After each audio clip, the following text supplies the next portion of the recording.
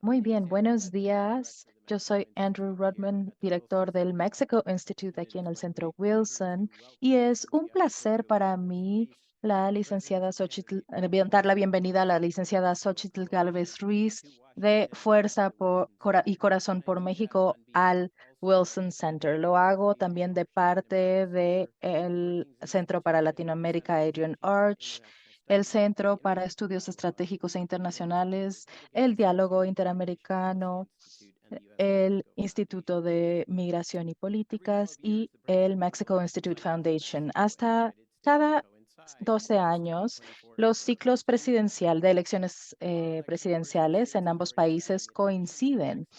Todo esto está muy llamando mucha atención y esto es evidente por la cantidad de think tanks con quienes hemos podido unirnos para este evento, así como miembros del sector privado, la academia y la sociedad civil. Las elecciones en México serán las más grandes y quizás las de mayor consecuencia en su historia democrática. Esta elección resultará en la elección de la primera presidenta de México, algo que no hemos logrado aquí en Estados Unidos.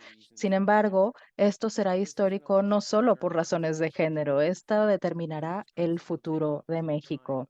La siguiente presidenta tomará el poder en un momento de impunidad, violencia, cambio climático e instabilidad geopolítica, entre otras cosas, y también un momento de gran potencial para el nearshoring, para fortalecer la América del Norte, para desarrollar estrategias,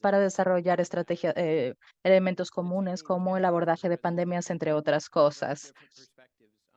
México y Estados Unidos tienen diferentes perspectivas en términos del Estado, la sociedad civil y las empresas privadas y por lo tanto tienen a menudo perspectivas que contrastan y los retos y las oportunidades a los que se enfrentará la presidenta próximamente serán significativos. Reconocer los retos y las oportunidades con respecto a la energía, la migración, el nearshoring, la seguridad, el TEMEC y el agua.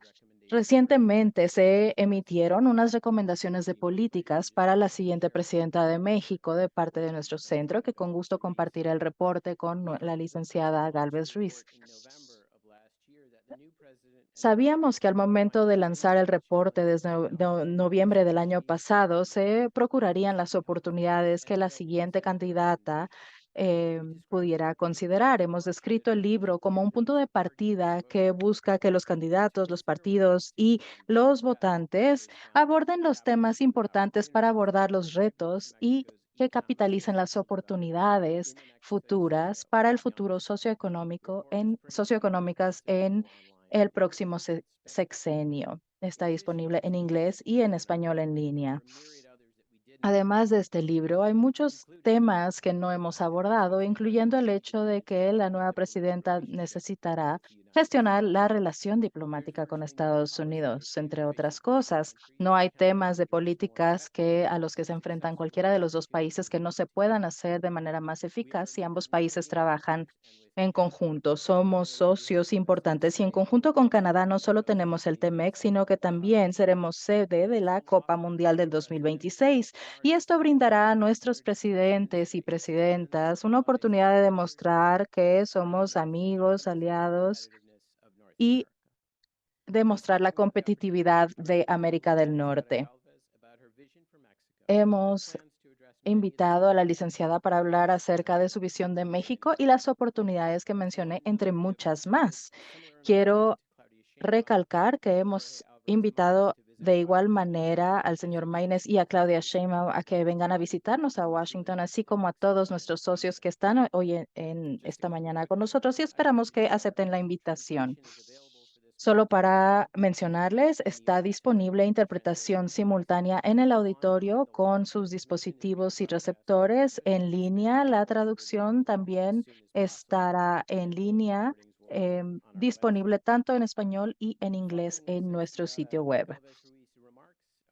Después de la intervención de la licenciada Galvez Ruiz, Estará con nosotros también Diana Villiers Negroponte, quien será nuestra moderadora. Si ustedes quisieran intervenir y hacer una pregunta, por favor sean breves para que podamos hacer la mayor cantidad de preguntas. Nuestra moderadora vivió en México del 89 a 92 y tuvo la oportunidad de viajar a cada uno de los 32 estados con su esposo, el embajador Negroponte.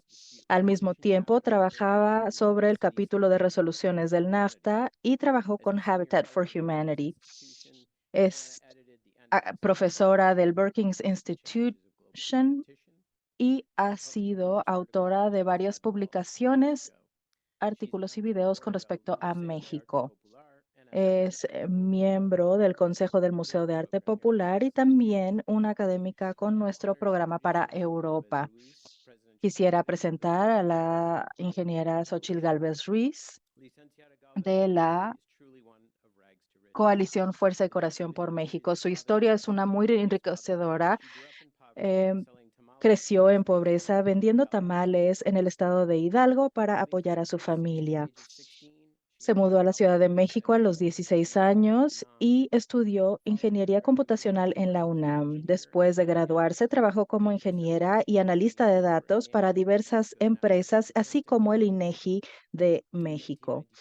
En 1992 fundó High Tech Services, una empresa que buscaba promover iniciativas de tecnología especializándose en la creación de proyectos tecnológicos, soluciones de seguridad y telecomunicaciones, entre otras cosas. También asumió el rol de directora general de operación y mantenimiento de edificios inteligentes, una empresa que se dedica a la infraestructura inteligente. Durante la administración del presidente Fox, fue jefa de oficina para el desarrollo de los pueblos indígenas. También se volvió la primera directora de lo que ahora se conoce como el Instituto Nacional para los Pueblos Indígenas. Fue directora de gobierno para el distrito de Hidalgo en la Ciudad de México y también fue senadora. Permaneció en el Senado hasta que comenzó a buscar la presidencia de México recientemente. Su historia es una de determinación individual y estará disponible también en nuestro sitio mexicorelations.wilsoncenter.org. Licenciada Galvez, bienvenida al Wilson Center.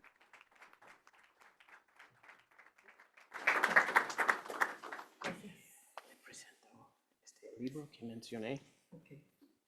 Muchas gracias. Gracias. Gracias.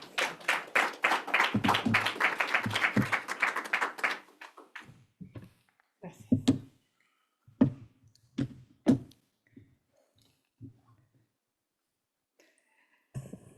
Muchas gracias. Señoras y señores, hoy nos reunimos en un momento clave.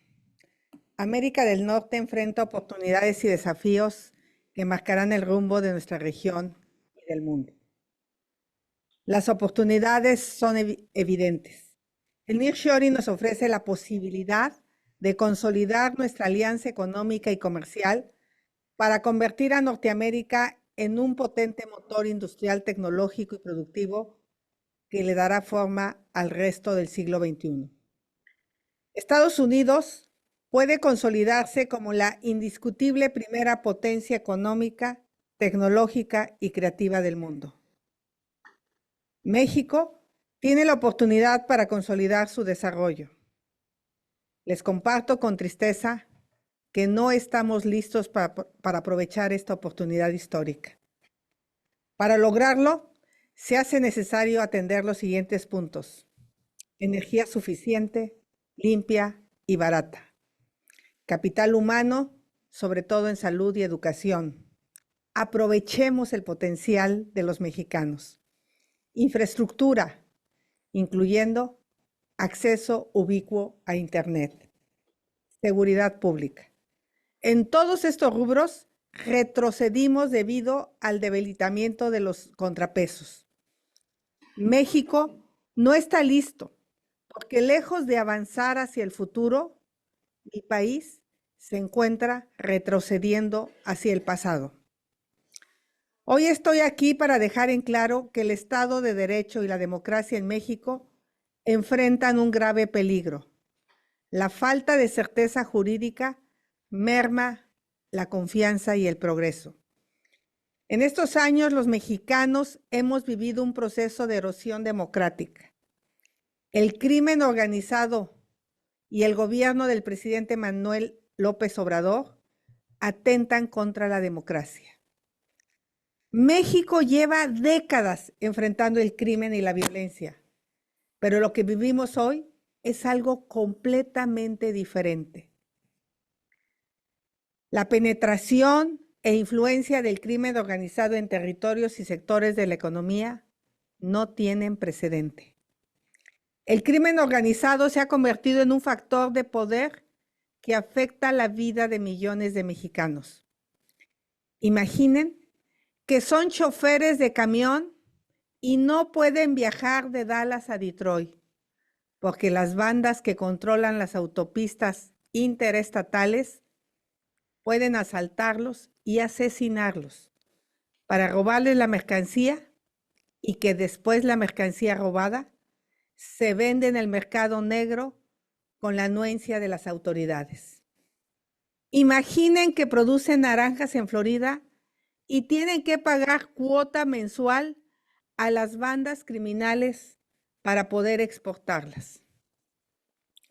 Imaginen que para poner un restaurante en Washington fuera indispensable pagar una cuota mensual a las mafias locales, que además les obligan a vender droga dentro del local. Esto es lo que pasa en México. Ustedes lo saben muy bien, pero solo pongo 3 datos en la mesa para ilustrar el tamaño del problema. Según un estudio publicado en la revista Science, el crimen organizado es el 5º empleador más grande del país. El jefe del Comando Norte, Glenn Van Genk, afirmó en 2021 que el crimen organizado controla 1/3 del territorio de México. Según el INEGI, la Agencia Oficial de Estadísticas de México, el homicidio es la primera causa de muerte entre jóvenes de 15 y 35 años. El gobierno del presidente Andrés Manuel López Obrador ha acelerado y agravado este proceso a niveles sin precedentes. Destruyó las instituciones civiles de seguridad y abandonó a las policías locales, sin que la Guardia Nacional, creada por su gobierno, dé resultados. Ha vulnerado la esencia de las Fuerzas Armadas, asignándoles tareas que los distraen de su función de seguridad nacional. Más que una estrategia de seguridad, hubo una negligencia criminal, aplicando su eslogan de campaña: abrazos, no balazos. Los abrazos han sido para los delincuentes y los balazos para los ciudadanos. De facto, el gobierno mexicano dejó de pelear por la seguridad de la gente. En el mejor de los casos, López Obrador es débil e incompetente ante el crimen. En el peor, lo aprovecha para consolidar su poder. Por eso, ha debilitado a las autoridades electorales y ha atacado una y otra vez al Poder Judicial. Imaginen la siguiente escena en el contexto de Washington y de la democracia estadounidense. En mayo pasado, un gobernador mexicano llevó a las puertas de nuestra Suprema Corte de Justicia 2 ataúdes de tamaño real. Dentro de los féretros había 2 maniquís con los rostros de la ministra presidenta y un ministro de la Corte. ¿Cuál fue la falta que detonó esta grotesca protesta? Los ministros ahí representados osaron declarar inconstitucional una ley introducida por el presidente y apoyada por su partido que pretendía eliminar la autonomía de las instituciones electorales. Para el presidente López Obrador, un voto adverso de un ministro de la Suprema Corte equivale a una traición. Hoy amenaza con reformar la Constitución para destituir a los ministros de la Suprema Corte. Esto sería el fin de la independencia judicial en México y del único contrapeso que sigue de pie. En sectores como la energía, se cambiaron las reglas del juego de manera ilegal, forzando a las empresas a recurrir al litigio o negociar favores políticos, en un perfecto ejemplo de capitalismo de cuates. López Obrador también ha atacado, amenazado y presionado como ningún otro presidente lo había hecho a los periodistas y medios de comunicación. Hoy, México vive un proceso electoral con los dados completamente cargados a favor de la candidata del presidente. Ella cuenta con los recursos y programas del gobierno para intentar comprar el voto de los mexicanos más pobres. A pesar de sus promesas, este gobierno ha fomentado el capitalismo de cuates. Los dos proyectos insignias de este gobierno han costado 3 veces más de lo presupuestado debido a la corrupción. En investigaciones periodísticas recientes se ha mostrado que los hijos del presidente se han beneficiado del tráfico de influencias. La corrupción es escandalosa, incluso para los estándares mexicanos. Amigos, sé que describo esta situación cuando ustedes también enfrentan un momento complejo. Este gran país tiene sus propios desafíos. Para Estados Unidos, la relación con México se ha limitado a 2 temas: migración y tráfico de fentanilo. Una agenda tan limitada es un enorme déficit de imaginación y de ambición. Recordando la memoria del gran académico Robert Pastor, debo decir que nuestra relación es mucho más diversa, rica y positiva. El potencial es enorme. Sin embargo, tengo que decirles con toda claridad, la continuidad de Morena en el poder es garantía de que ni la migración, ni el fentanilo, ningún otro problema bilateral encontrarán solución de largo plazo. Solucionar los problemas de migración y fentanilo requiere 3 cosas que el actual gobierno de México no tiene: visión de Estado, capacidad institucional y voluntad genuina de colaboración. La candidata del presidente solo promete continuidad y dice que México está mejor que nunca. No hay visión de Estado. López Obrador ve a la migración como un arma de chantaje sobre el gobierno de Estados Unidos y ve al fentanilo como un problema de los estadounidenses. No hay capacidad institucional. López Obrador ha destruido y debilitado las áreas de inteligencia y seguridad civiles y militares. Entre otras cosas, las usa para perseguir a la oposición y a periodistas críticos. Los carteles que controlan el tráfico de drogas y de migrantes seguirán expandiéndose. No hay voluntad de colaborar con Estados Unidos.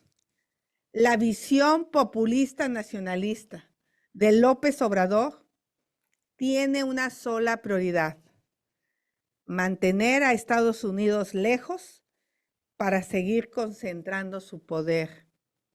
Para eso, fingirá cooperación, pero no cooperará. Hoy somos socios, pero no somos aliados.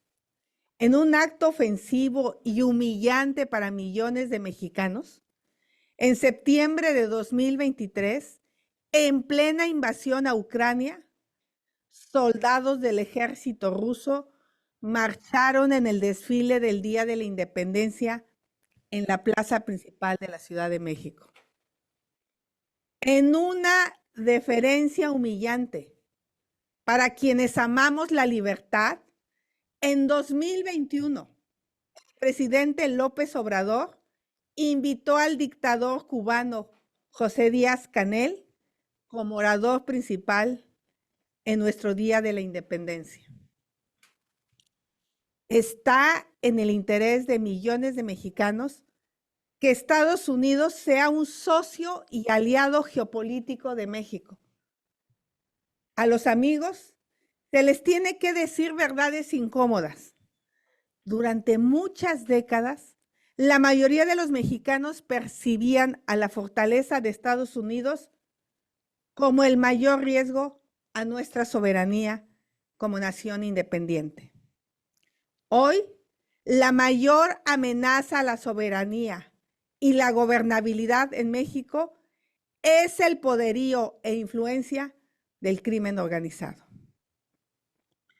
Hace unos años, las bandas criminales se movían por caminos pequeños y brechas de terracería. Hoy, controlan las carreteras más importantes del país que representan la espina dorsal para el traslado de mercancías en América del Norte. Este domingo se celebra el Super Bowl. Tienen que tener conciencia que cada plato de guacamole que se hizo con aguacates de Michoacán, muy probablemente tuvo que pagar una cuota por la extorsión de los delincuentes. Ante este escenario, yo planteo 4 cosas. Una, visión de Estado. La migración y el fentanilo son un problema compartido. Los problemas compartidos no pueden tener soluciones aisladas o unilaterales. 2, capacidad institucional. Del lado mexicano, es indispensable reconstruir instituciones para lidiar con los desafíos actuales. 3, voluntad genuina de reconstruir la confianza con una agenda bilateral amplia y diversa, que ayude a resolver nuestro problema como socios y aliados, sin dobles discursos ni intenciones de chantaje. 4, para encontrar soluciones a nuestros problemas, necesitamos pensar fuera de la caja. Compartimos el mismo destino. Enfrentamos nuevas amenazas a la soberanía de nuestras naciones, retos de salud pública y desafíos de seguridad. El destino de millones de familias nos obliga a actuar con valentía y responsabilidad para concebir, negociar y ejecutar acuerdos más profundos que fortalezcan la seguridad regional. La ley electoral me impide hacer propuestas específicas de política pública, pero si me permiten escuchar el sentir, el sentir de los mexicanos que viven en ambos lados de la frontera. Expertos me han planteado la necesidad de crear una agencia de aduanas para América del Norte con personal binacional, altamente capacitado, certificados por ambos países, que tengan el doble mandato de frenar la importación de precursores de fentanilo desde Asia y detener el contrabando de armas de fuego de Estados Unidos hacia México. En la lucha contra el cambio climático y la protección de los bosques, los jóvenes ambientalistas me han propuesto la idea de crear una agencia norteamericana contra emergencias climáticas. México lleva 3 sexenios buscando una política de seguridad pública que nos ayude a recuperar la paz y la tranquilidad de la gente. Estamos hartos de la violencia y de vivir con miedo. Hace unos días, un amigo estadounidense, por cierto, de aquí de Washington, me compartió el dolor de que sus hijos universitarios han asistido a 5 funerales de amigos y compañeros, quienes han fallecido por sobredosis. Como les dije antes, en México, el homicidio es la principal causa de muerte en jóvenes de 15 a 34 años. Estas muertes de jóvenes mexicanos y estadounidenses generan un dolor real, un terror palpable en la vida de nuestras comunidades. No podemos enfrentar desafíos inéditos con respuestas e instituciones convencionales. Salvar las vidas inocentes de nuestros compatriotas, devolverle la tranquilidad a las familias, es la mejor manera de defender nuestras soberanías. No podemos quedarnos con una visión del siglo XIX de la soberanía nacional para entender los desafíos y amenazas del siglo XXI. Que la confianza mutua y el respeto entre ambas naciones nos permitan concebir diseños institucionales y esquemas de cooperación que demandan las circunstancias. Finalizo mi intervención ofreciendo 2 escenarios para el futuro de México y Estados Unidos. En uno, México recupera el rumbo democrático y consolida el Estado de Derecho. Enfrenta al crimen organizado y recupera el control de su territorio. Reduce la violencia, elimina la extorsión y garantiza certidumbre jurídica para la actividad económica. México y Estados Unidos construyen una relación capaz de contribuir no solo a la prosperidad, sino también a la seguridad y estabilidad democrática de América del Norte. En el otro, la erosión democrática de México avanza. El crimen organizado crece y los militares se vuelven factor de poder político, pero son incapaces de brindar seguridad. Los mexicanos sufren la inseguridad, la extorsión y la violencia. Esto limita el crecimiento nacional y frena el desarrollo de regiones enteras. México sigue siendo un socio, pero no un aliado geopolítico de Estados Unidos. El gobierno populista de México coquetea con Rusia y China, amenazando con construir nuevas alianzas. En la elección presidencial y legislativa del 2 de junio, no solo está en juego quién gobernará México los próximos 6 años. Está en juego el orden constitucional y 2 visiones completamente distintas de futuro. La elección es sin duda un asunto que solo compete al pueblo de México. Pero en las circunstancias actuales es indispensable que las fuerzas democráticas de todo el mundo observen nuestro proceso electoral. Por ello, yo les pido que estén muy atentos y nos acompañen en este difícil periodo hasta la elección de junio.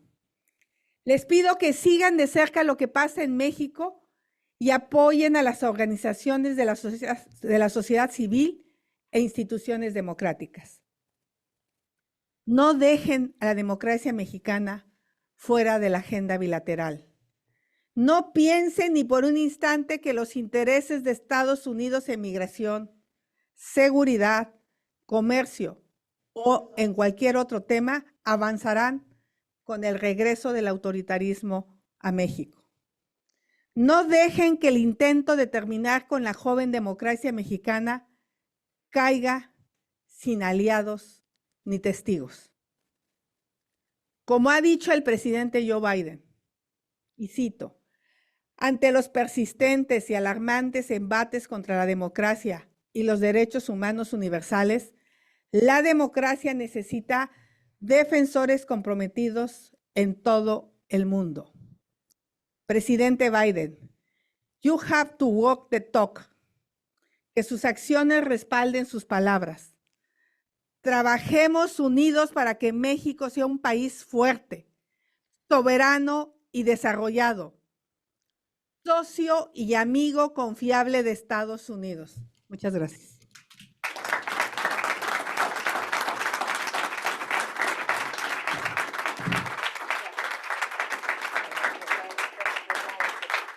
Prepárese.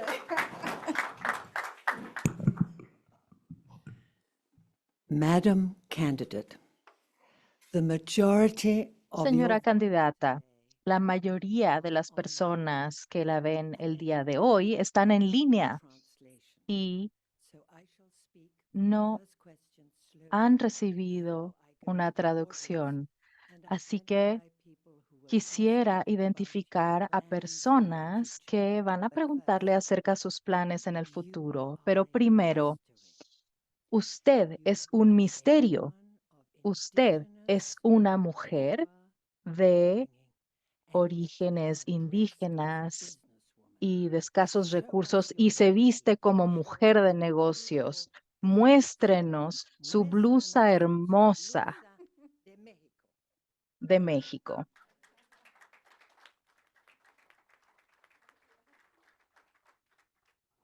Y ahora ayúdanos a entender este misterio de origen pobre, indígena y de mujer empresarial y poderosa.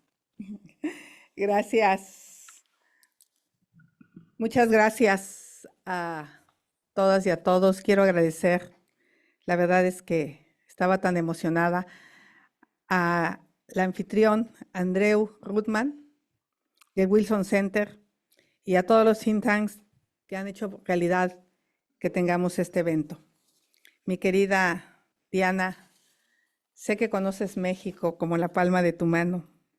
Seguramente conoces mi tierra. Yo nací en el estado de Hidalgo hace 60 años y si alguien me hubiera preguntado hace 60 años qué iba a hacer hace 50, cuando tenía 10, qué iba a hacer cuando fuera grande, seguramente no le hubiera podido contestar. Yo no sabía ni siquiera si iba a poder estudiar la escuela secundaria, mucho menos la preparatoria.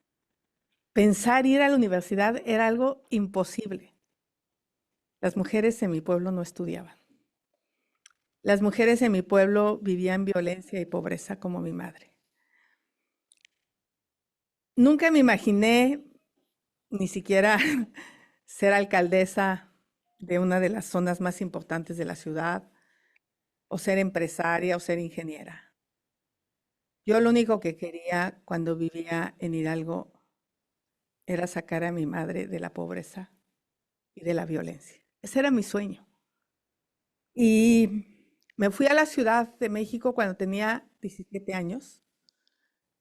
Todo el mundo me dijo que no iba a poder, que no lo iba a lograr, como hoy me lo dicen, por cierto. Y trabajaba de telefonista, ganaba $125 al mes, la pasaba muy mal. Muchas deficiencias académicas en matemáticas, en física, en química. Estuve a punto de abandonar la carrera porque entraba a trabajar a 6:30 de la mañana, salía a 3 de trabajar, entraba a las 4 a Ciudad Universitaria, salía a las 10 de la noche, llegaba a mi cuarto de lámina en Iztapalapa, una zona muy alejada de la ciudad, a las 11:30 de la noche. Empezaba a hacer las series de matemáticas, me daban las 3 de la mañana. Y a los 2 meses yo quería ya, tuve un intento de violación. Estuve a punto de regresar a mi pueblo, pero esa fuerza de pensar que entonces no sacaría a mi madre de la pobreza me hizo quedarme en la ciudad. Tuve apoyo de un par de compañeros que me regularizaron en matemáticas, en programación, Logré una beca en la Facultad de Ingeniería que me permitió aprender a programar y eso hizo que pudiera conseguir un trabajo donde me empezaron a pagar $2,500. Eso cambió mi vida, la educación. Y de ahí para adelante me comí el mundo. Me lo comí a pedazos. Me volví una de las mejores ingenieras, una de las mejores empresarias. Puse una fundación para ayudar a niños indígenas que sufrían desnutrición. Llegué al gabinete presidencial. Hice un trabajo importante, sin precedentes, a favor de los pueblos indígenas en México. Y bueno, al final, aquí estoy, como una mujer que aspira a ser la próxima presidenta de México para una cosa, para que los pobres dejen de ser pobres.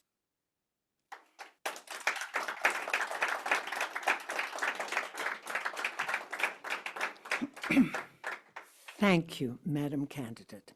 I'm going to ask Andrew Seeley. Muchas gracias, candidata. Le voy a pedir a Andrew Seeley, presidente del Instituto de Migración y Políticas y un gran amigo de México desde hace mucho tiempo. Sus hijas, de hecho, son mitad mexicanas gracias a su mamá. Él tendrá el honor de hacer la primera pregunta. Can someone bring Andrew the microphone? ¿Alguien pudiera prestarle un micrófono, por favor? Muchas gracias, senadora.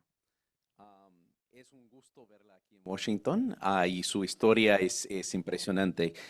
Yo quería preguntarle sobre la migración, sobre el tema de qué quiere México de la migración. Yo sé que muchas veces la migración es un tema que es moneda a cambio con Estados Unidos, pero ¿qué quieren los mexicanos tanto de la relación con los connacionales que viven en los Estados Unidos, muchos de los cuales buscan ver cuál es la relación con el Estado mexicano? ¿Qué quiere México con los migrantes de Centroamérica y Venezuela y otros lados que se quedan a vivir en México, en un país donde ya hay mercado laboral? Y también en regular la migración y la parte del tránsito, ¿no? Obviamente la frontera con Estados Unidos es parte de eso, pero el tema de migración ya es muy complejo en México, pero ¿cuál es la visión de usted frente a él? Muchas gracias. Muchas gracias. Yo de entrada voy a decir algo que puede ser un poco incómodo para ustedes, pero yo veo a los migrantes o a los mexicanos que residen en el exterior como el Estado 33, porque nos envían 66,000 millones de dólares de remesas al año. Es una locura. Es una locura el amor que le tienen a sus familias en México. Y por lo tanto, creo que nosotros debemos verlos a ellos con el mismo amor que ellos ven a las familias mexicanas. Yo no veo a la migración como un problema. Yo la veo como una gran oportunidad, tanto para Estados Unidos como para México. Hoy en México la migración también empieza a ser mal vista como aquí. Quizás es el peor momento para hablar de migración aquí en Estados Unidos. Hay un gran enojo contra los migrantes, pero yo creo que sería muy importante revalorar lo que hacen los migrantes por Estados Unidos. Hacen ese trabajo que nadie quiere hacer, ayudan a generar riqueza. La comunidad hispana es muy poderosa económicamente, gasta bien. Creo que tendríamos que empezar por decir todo lo que aportan los migrantes. Es un poco como los pueblos indígenas en México, están discriminados, porque no se entendía que es a donde están las reservas de agua, es a donde sale la riqueza forestal, la riqueza en oro y plata. Y pasa lo mismo con los migrantes. Estados Unidos no ha valorado todo lo que los migrantes le aportan. Ahora que estuve en la central de abasto de Nueva York y platiqué con tantos migrantes, o tantos mexicanos que residen aquí en Estados Unidos, muchos tienen 20 años trabajando en ese lugar y no tienen documentos. Entonces creo que podríamos empezar a separar el problema. ¿Quiénes tienen un trabajo? ¿Quiénes producen? ¿Quiénes le aportan? Yo creo que Estados Unidos podría estudiar la posibilidad de documentarlos. Si yo tuviera que negociar en este momento con Trump o con Biden, yo no aceptaría ser país tercer seguro si a cambio no hubiera un mejor trato en materia de documentación a los migrantes que ya están aquí. Ok, vamos a asumir un tema nosotros los mexicanos. ¿Cuál es tu responsabilidad con los que se quedan allá? Entonces, de entrada, yo no hubiera aceptado lo que aceptó el presidente Andrés Manuel López Obrador, porque además los migrantes que esperan su forma migratoria o su visa humanitaria en México están en condiciones de violación a sus derechos humanos. Están en parques, están en calles. Fallecieron 40 en un centro de detención en México. Eso es lamentable. Tendríamos que hablar de la frontera sur de México, porque en la frontera sur se han instalado bandas de traficantes de personas, bandas bien constituidas, que seguramente tienen contactos acá, porque están cobrando $12,000 por cada paso de una persona indocumentada. Y viendo la oportunidad para México, si México crece con el nearshoring, nos va a faltar mano de obra. Y yo vería cómo capacitar a estos migrantes haitianos, venezolanos, cubanos, que no van a poder entrar a Estados Unidos, pero que sí pueden apoyar al crecimiento económico de México. México tiene escasez de mano de obra ya. Tenemos zonas completas del país en el campo y en la industria donde no tenemos mano de obra. Entonces, yo más bien creo cómo vemos las oportunidades donde hoy hay problemas. We have in our audience 3 high-level Mexican Tenemos aquí a 3 diplomáticos de alto nivel de México. No voy a pedirles a los 3 que participen, pero sí quisiera pedir a la embajadora Roberta Layuz, embajadora de México en Bolivia, Cuba, España, que haga su pregunta. Muchas gracias. Es una gran oportunidad escuchar tu punto de vista, Xóchitl, sobre las relaciones México-Estados Unidos. Estamos, como bien lo dijiste, en un punto de inflexión en donde las relaciones pueden deteriorarse por el conflicto que estamos viendo ahorita en la frontera sur o pueden definitivamente mejorar.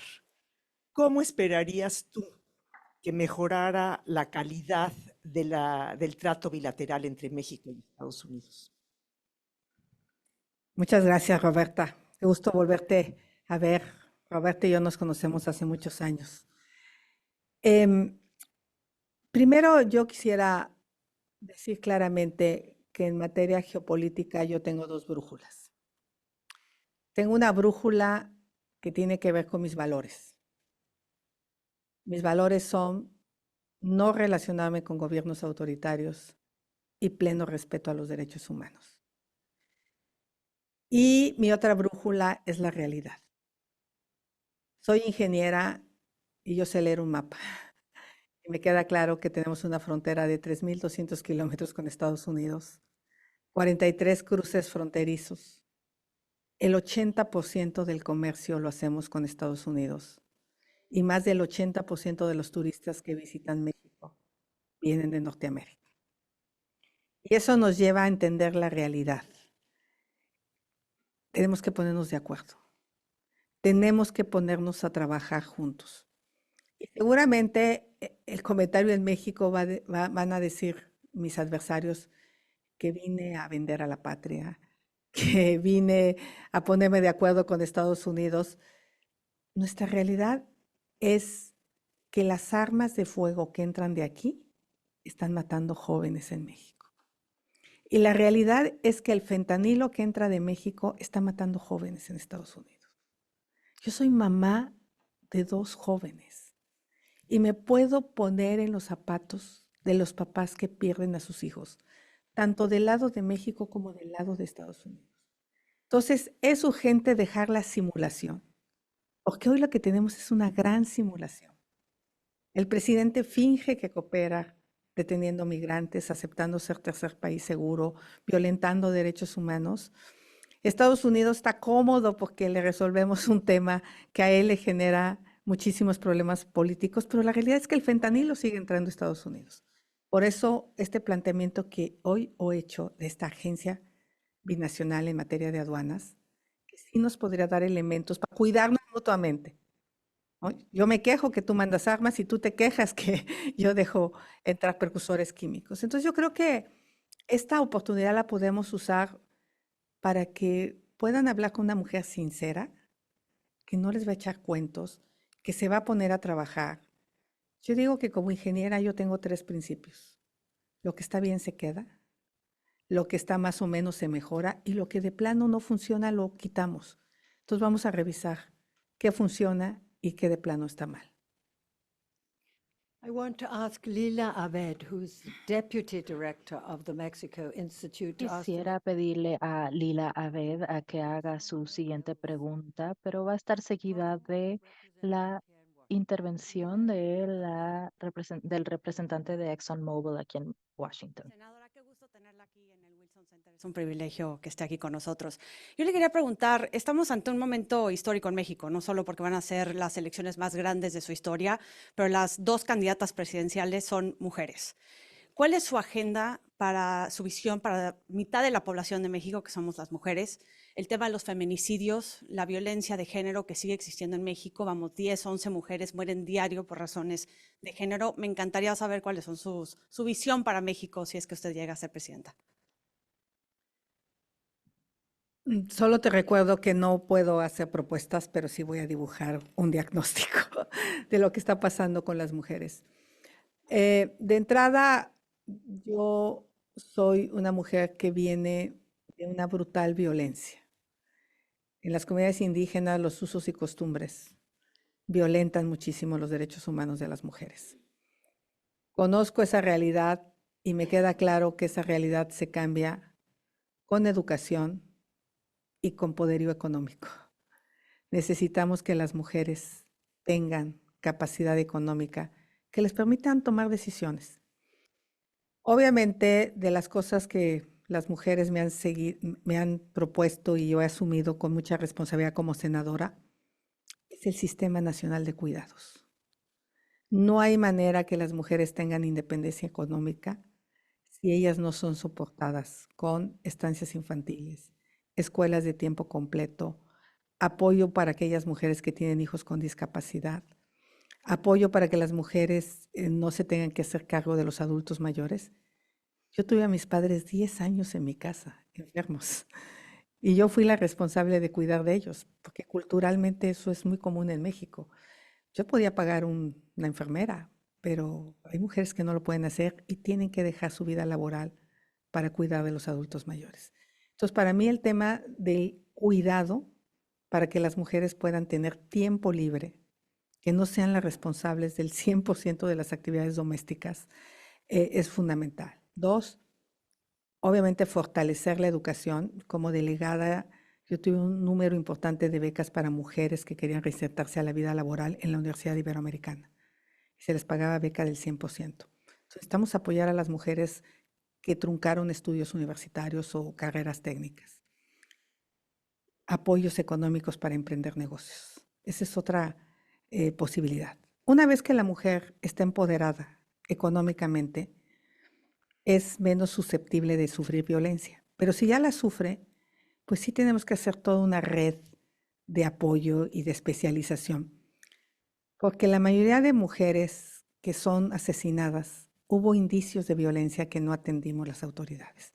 Entonces tiene que haber en los ministerios públicos mujeres casi militantes del movimiento feminista, que cuando reciban una llamada de una mujer, no se vuelve una llamada más, se le atienda de manera integral y hay que revisar todo el sistema de procuración y administración de justicia con perspectiva de género.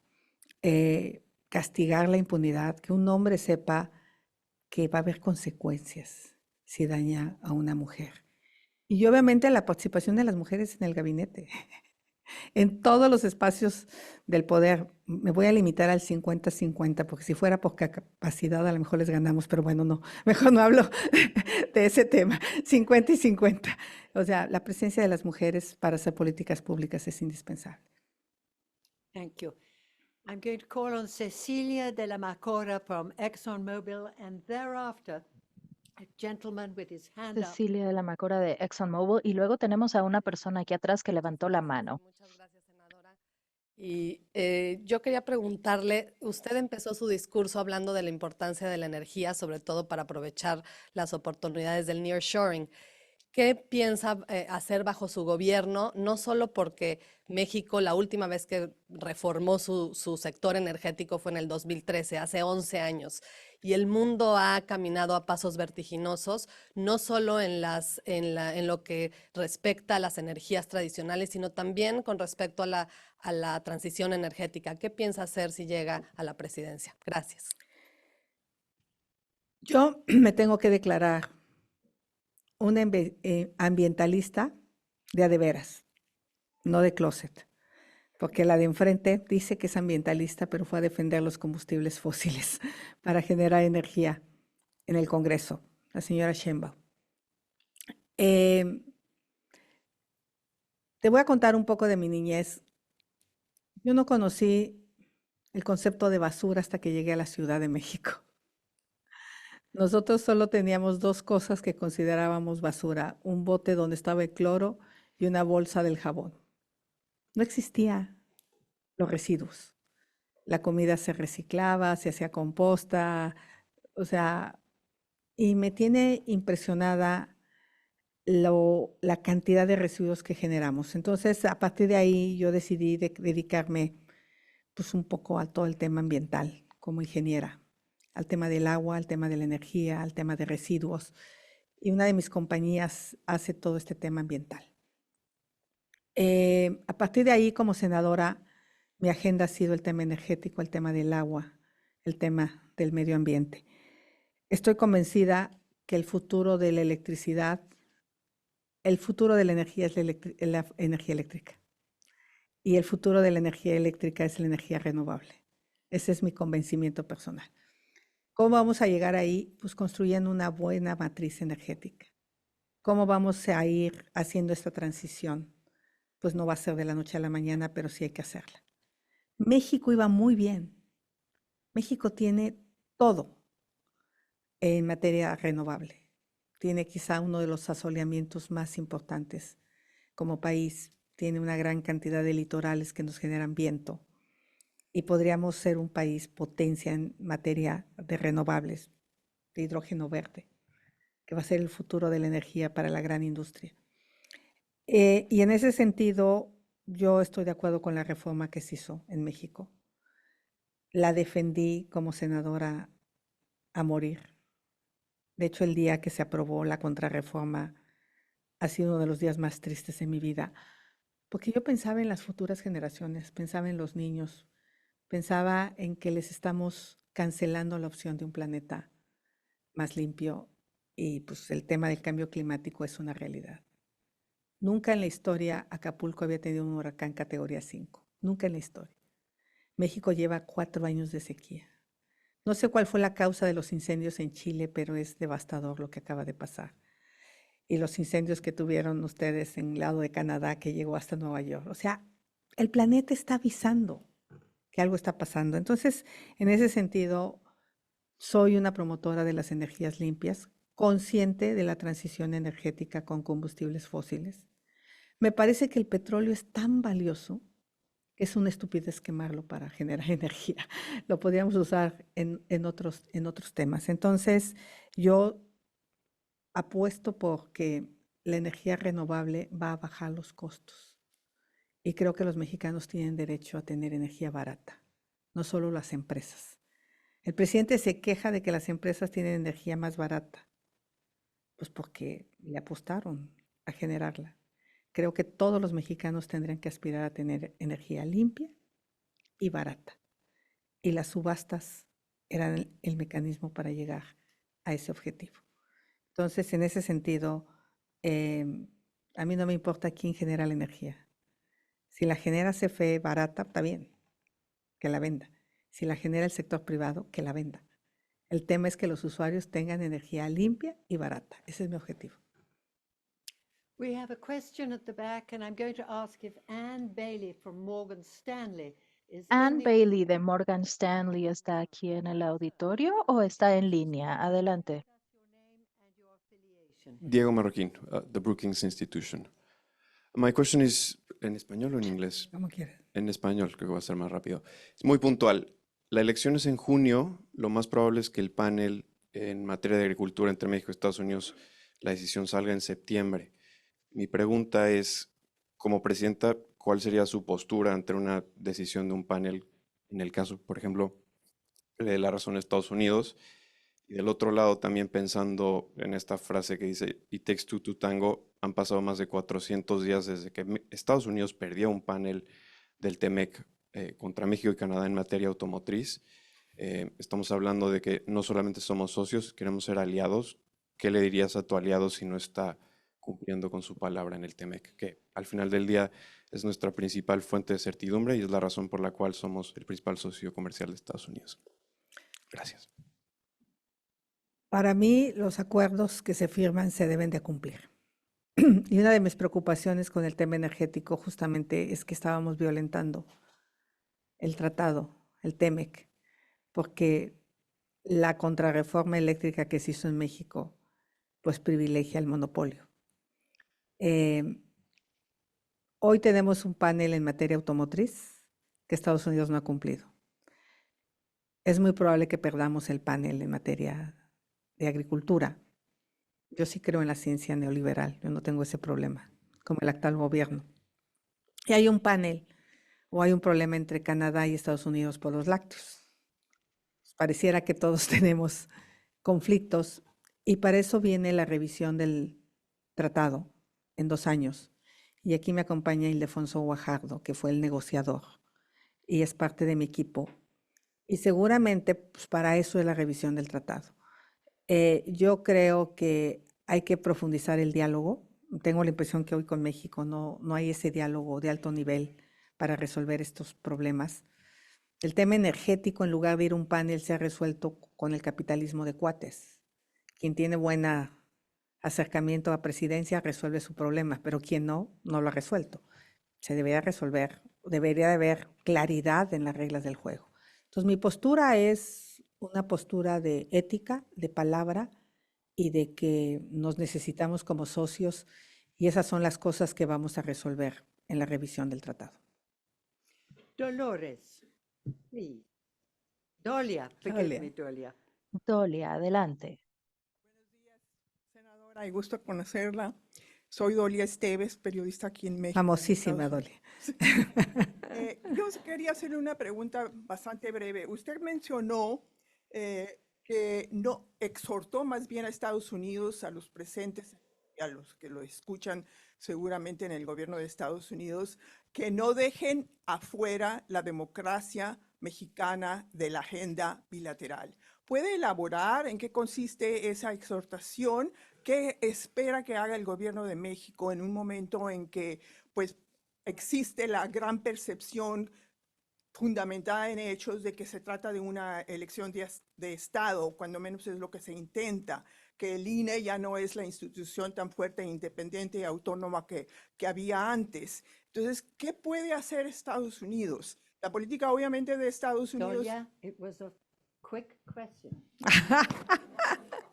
Bueno, Dolia, era una pregunta rápida. A ver, Dolia, la verdad es que lo acabas de resumir de manera muy rápida lo que está pasando con la democracia en nuestro país. Hay una erosión de las instituciones democráticas y lo que yo plantearía aquí es que haya observación internacional, que volteen a ver lo que está pasando en México, las instituciones como esta, como las organizaciones de la sociedad civil, que el Congreso analice también, estaré yo el día de mañana en el Congreso, pues advirtiendo el riesgo que es para México, y lo voy a decir con todas sus palabras, el hecho de que el crimen organizado participe de manera tan decidida en la próxima elección, no solo es un riesgo para México, también para Estados Unidos. Y eso es erosionar la democracia en nuestro país. Hay zonas del país donde seguramente no se van a instalar urnas. Llevamos, dependiendo quién lo contabilice, más de 10 candidatos asesinados en este proceso electoral. Eso es muy grave y muy peligroso. Entonces yo lo que quiero es que haya y que los medios cubran lo que está pasando en México, que los medios analicen la normalidad democrática y lo que el presidente hace, por ejemplo, con mi persona todos los días.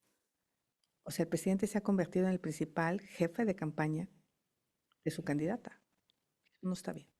Entonces, que los medios cubran, que las organizaciones vayan a observar la elección. Eso es quizá lo que yo plantearía. No pido que se metan, eso lo vamos a resolver allá, pero sí que no digan que solo es fentanilo y migración.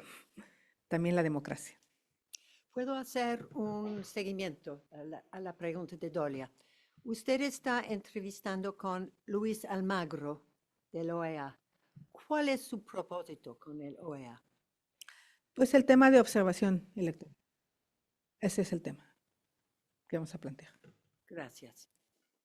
Señora. Muchas gracias, senadora. Soy Daniela Stevens del Diálogo Interamericano. Está muy clara su postura en cuanto a energía, el apoyo a energías renovables, generación distribuida. Mi pregunta es, ¿cómo lograr, una vez en presidencia, el apoyo político, considerando la composición del Senado, considerando composición de Cámara de Diputados, cómo lograr ese apoyo político para no solo volver a la reforma de 2013, sino para ir más allá y profundizar en cuanto a la transición energética? Y si me lo permite, una vez también en presidencia, ¿qué hacer con estas obras insignia que usted mencionó, que se quedarían como elefantes blancos? ¿Qué hacer con el Tren Maya, que daña biodiversidad, daña medio ambiente? ¿Qué hacer con la refinería? Afortunadamente, la Corte ya declaró inconstitucional estas reformas. De las cosas que logramos los senadores de oposición y legisladores es que este gobierno no pudo tener la mayoría calificada para cambiar la Constitución. Entonces, la ley que hizo es inconstitucional. ¿Qué quiere decir? Que queda en los términos que estaba originalmente la de 2013. Y eso lo que permite son las subastas de energía, por lo cual el gobierno puede comprar energía barata. Eso lo que permite es el despacho en primer término de la energía más limpia y más barata, que eso se había cambiado, y se estaba privilegiando el despacho de la energía fósil, que era 3 veces más cara que la limpia. Entonces, realmente no hay que hacer ningún cambio a ninguna ley, porque quedó en los términos que se había aprobado, y yo creo que ante la falta de energía en México en este momento, pues viene bien la participación del sector privado, y obviamente CFE tendrá que seguir participando, pero bajo un régimen de competencia y no de privilegio, que era lo que ahorita pues se le había logrado dar, el privilegio por encima de las demás empresas. Y la otra pregunta era sobre el Tren Maya. La verdad es que no soy fan del Tren Maya. Me duele muchísimo lo que pasó con las cavernas, con los cenotes. Quizá la parte más clara era el tramo que va hacia Progreso, Yucatán, Campeche, transísmico, pero el tramo 5 me parece un error. Ya está, ya se gastó. Habría que revisar el impacto ambiental. Habría que hacer un estudio de impacto ambiental que no se hizo y ver qué correcciones tendríamos que hacer, pero lo que tenemos que hacer es que funcione, porque ya está hecho, ya está dañado, ya se gastó el dinero. Entonces no soy como el presidente Andrés Manuel de llegar a tirar lo que otro hizo. Lo dije claramente, lo que funcione se queda, los programas sociales, por ejemplo, pero en este caso estas obras habría que corregirlas. La refinería es una locura, no sé cuándo va a estar funcionando, lleva gastado muchos millones. Ya el presidente dijo que mejor hubiéramos comprado otra en Deer Park y él mismo se arrepintió de haber gastado tanto dinero, pero habría que revisarlas. No voy a tomar ninguna decisión que no esté sustentada en datos, en ingeniería, en soluciones técnicas. No soy una mujer que toma decisiones por el hígado. Soy una mujer que se deja acompañar por el mejor equipo como el que está aquí.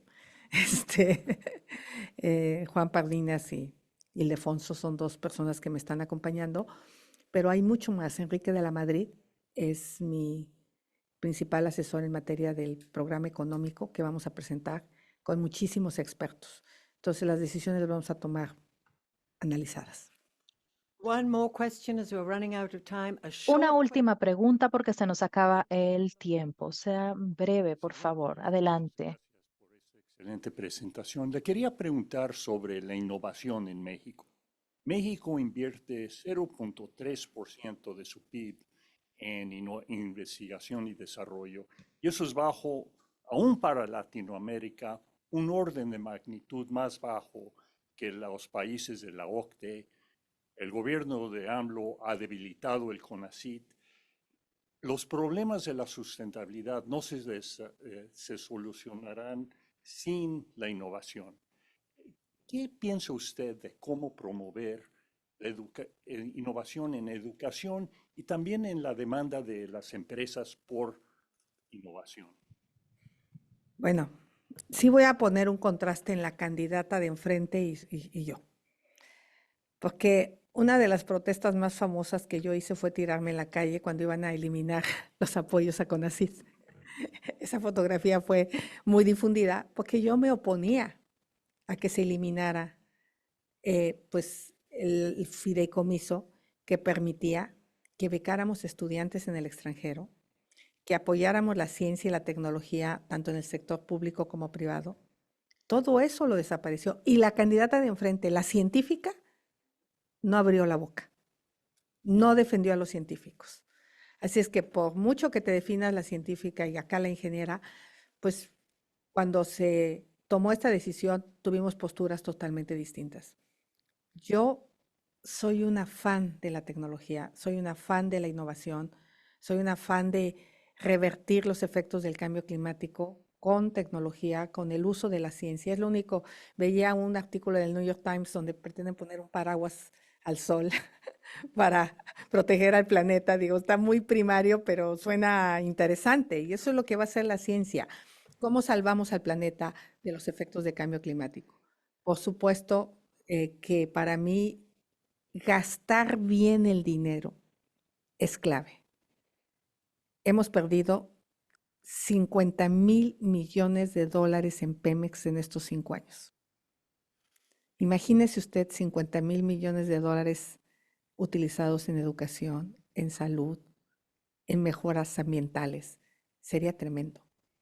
Pero esta obsesión de mirar al pasado de este gobierno ha hecho que tiremos los recursos donde ya no tiene remedio. Pemex tiene que innovar, puede entrar a geotermia, puede entrar a hidrógeno, puede entrar a captura de carbón. O sea, el mismo Pemex puede dejar de perder dinero si lo metemos al área de innovación. Quisiera, disculpe, pero no tenemos más tiempo. I want to thank Thank you.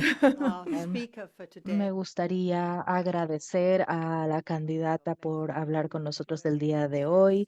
Le deseamos el mayor de los éxitos. Muchas gracias por unirse a nosotros en esta reunión.